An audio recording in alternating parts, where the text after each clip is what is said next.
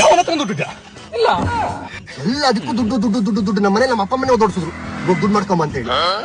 ನೀವೇನ ಮಗ ಅಲ್ಲಿ ಟೀ ಅಂಗಡಿ ದುಡ್ಡು ಕೊಡಕ್ ದುಡ್ಡಿಲ್ಲ ಕಾಳಗ ಹಾಕ ನಿಂತ ಕನ್ನಡಕ ನೀರು ಬೇಡ ನೀರು. ಏನು ನಿಕ್ಕಿ ಇವ್ನು ಹಿಂಗ್ ಮಾತಾಡ್ತಾ ಇದ್ದಾನೆ. ನೀ ಏನಕ್ಕೆ ಹಿಂಗ್ ಮಾತಾಡ್ತಾ ಇದೀಯಾ?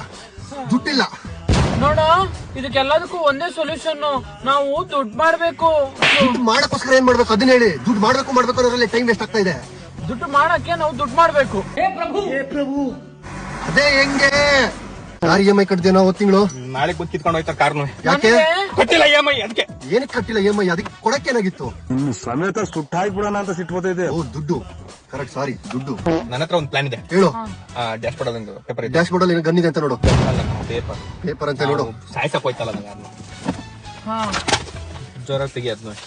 ಜಮೀನ್ ಪತ್ರ ಇದನ್ ಮಾರೋಣ ನಿಮ್ ಜಮೀನ್ ಪತ್ರ ಮಾರಿ ದುಡ್ಡು ಮಾಡೋಣ. ಎಲ್ಲ ತಿಗಾಮಿಕೊಂಡು ಒಂದು 5 ನಿಮಿಷ ಯಾಕೆ 6 ತಿಂಗಳು ಕೊಟ್ಟಂಗ ಪೆನ್ ಎಲ್ಲ ಪೆನ್ ಅದನ್ನು ಪೆನ್ನಿಗೂ ದುಡ್ಡು ₹5 ನಮ್ಮ ಹತ್ರ ದುಡ್ಡು ಬಾಯಿಗೆ. ಸರಿ ಇವಾಗ ನಾನು ಹೇಳ್ದಂಗೆ ಕೇಳಿ ಏನ್ ಮಾಡೋಣ ಅಂದ್ರೆ ಒಂದು ಬ್ಯಾಂಕ್ ಡ್ಯೂಟಿ ಮಾಡೋಣ.